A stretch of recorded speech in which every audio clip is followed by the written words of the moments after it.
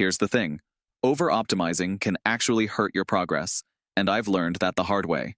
If you're constantly tweaking and refining without seeing real results, you're probably overthinking. I've been there, and today, I'm going to share how I avoided over-optimizing and still managed to win big in my business.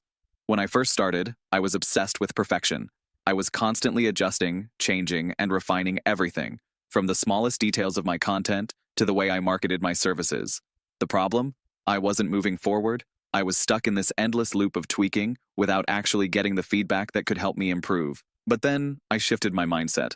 I started to realize that sometimes it's better to just take action, even if things aren't perfect. The key is knowing when to stop adjusting and start executing. You see, a lot of the advice you get out there pushes you to optimize everything. Optimize your website, optimize your videos, optimize your email funnels.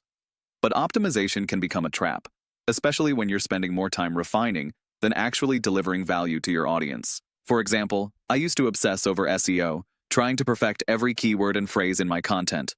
I thought I had to get everything exactly right for it to rank. But over time, I realized the best performing content was the stuff I created quickly without overthinking. And here's a big secret. It wasn't perfect, but it was valuable. It resonated with people. I wasn't just trying to please Google. I was trying to create something that my audience genuinely found helpful. That's the shift I made. Instead of focusing on perfect optimization, I focused on delivering authentic value. Now, that doesn't mean optimization isn't important. Far from it. But what I've learned is that if you're too focused on the tiny details, you're missing the bigger picture. I stopped worrying about every single data point and started focusing on what truly moves the needle: real connection, real value, and real solutions for my audience. The game changer for me was embracing imperfection. I remember one of my biggest campaigns where I didn't optimize every little thing. I focused more on getting it out there, seeing how people responded, and then iterating. Guess what happened? It performed way better than I expected. And that was because I let go of the need to control every variable. I started experimenting, taking risks, and seeing what actually worked in the real world. Another big realization came when I stopped trying to make everything scalable from day one. You can't scale perfection, it's an illusion. What I focused on instead was creating momentum. I made small adjustments after the fact, based on actual data and feedback, not theoretical assumptions.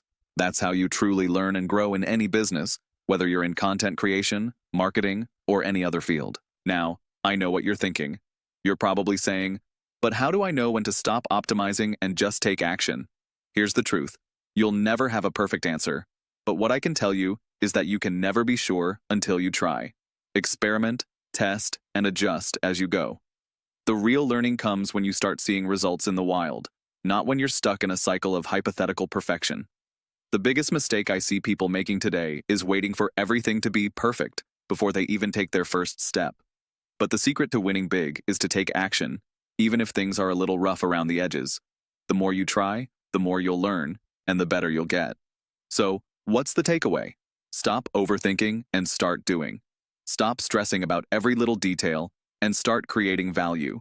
Start experimenting, learning from feedback, and improving along the way. That's how you win big, without getting bogged down in the trap of over-optimization. If this resonated with you and you want more content that isn't driven by affiliate commissions or hidden agendas, make sure to subscribe. Thanks for watching.